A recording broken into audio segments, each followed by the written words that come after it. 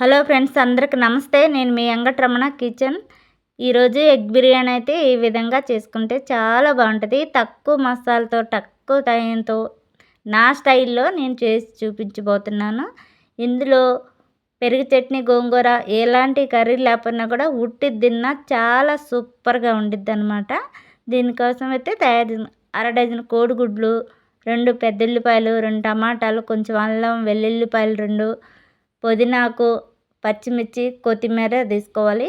First అయితే కోడిగుడ్లు ఈ విధంగా ఉడికించుకోవాలి.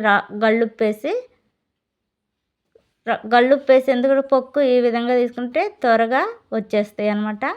పొయ్యి మీద ఫ్యాన్ పెట్టి 1 చెంచా ఆయిల్ వేసి, చిటికెడు పసుపు వేసి, 1 అర చెంచా కారం వేసి దోరగా ఫ్రై చేసుకోవాలి. ఎగ్స్ అందులో వేసి ఈ విధంగా దోరగా ఫ్రై చేసుకున్న తర్వాత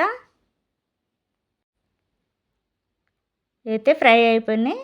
2 గ్లాసులు బాస్మతి రైస్ అయితే తీసుకోవాలి. ఈ విధంగా 2 గ్లాసులు తీసుకున్న తర్వాత వాటర్ పోసి 2-3 సార్లు శుభ్రంగా కడిగి ఒక 10 నిమిషాల పాటు నానబెట్టుకోవాలి. అందుకు 2 గ్లాసులు బియ్యానికైతే 3 గ్లాసులు వాటర్ పోసి ఎసరు తీసుకోవాలన్నమాట. 3 గ్లాసులు వాటరు, 2 గ్లాసుల బియ్యానికి 3 గ్లాసులు వాటర్ ఈ విధంగా తీసుకున్నాక జీడిపప్పు, యాలకులు, జీలకర్ర, అనసక పువ్వు, స్టార్ పువ్వు, లవంగాలు, చెక్క తీసుకోవాలి. బిర్యానీ ఆకులు అయితే నేను కిక్ చేశాను. పొయ్యి మీద ఫ్యాన్ పెట్టి 4 చెంచాలు ఆయిల్ వేసి, నెయ్యి అయినా వేసుకోవచ్చు, ఆయిల్ అయినా వేసుకోవచ్చు. ఉల్లిపాయలు ఇవన్నీ వేసి ఫ్రై చేసుకోవాలి. కట్ చేసుకున్న ఉల్లిపాయలు, అల్లం పేస్ట్ వేసి దోరగా ఫ్రై చేసుకోవాలి. కలర్ చేంజ్ వచ్చేంత వరకు ఫ్రై చేసుకోవాలి. కట్ చేసుకున్న టమాటా ముక్కలు, పచ్చిమిర్చి కూడా వేసి ఈ విధంగా ఫ్రై చేసుకోవాలి. ఫ్రై అయితే అయిపోయినాయి. ఇందులో ఎసురు అయితే పోసుకుందాం. ఈ విధంగా ఎసురు కూడా చాలా బాగా మరిగిపోయింది. ముందుగా నానబెట్టుకున్న బాస్మతి రైస్ అయితే వేసి ఫస్ట్ పుదీనాకు చల్లి, కొత్తిమీర చల్లి మొత్తం కలిసేంత వరకు ఈ విధంగా కలుపుకోవాలి. గరం మసాలా 1 చెంచా వేసి, 2 చెంచాలు నెయ్యి వేసి, 1 నిమ్మ చెక్క ఈ విధంగా పిండుకొని ధనియాల పౌడర్ వేసుకోవాలి.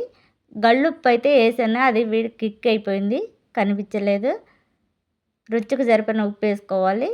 ఇక దీన్ని ఈ విధంగా మగ్గించుకొని కొంచెం మగ్గినాక ఫ్రై చేసుకున్న గుడ్లు అయితే అందులో పెట్టి పొయ్యి మీద దోశ ప్యాన్ పెట్టి దాని మీద పెట్టి ఈ విధంగా ఉడికించుకోవాలి.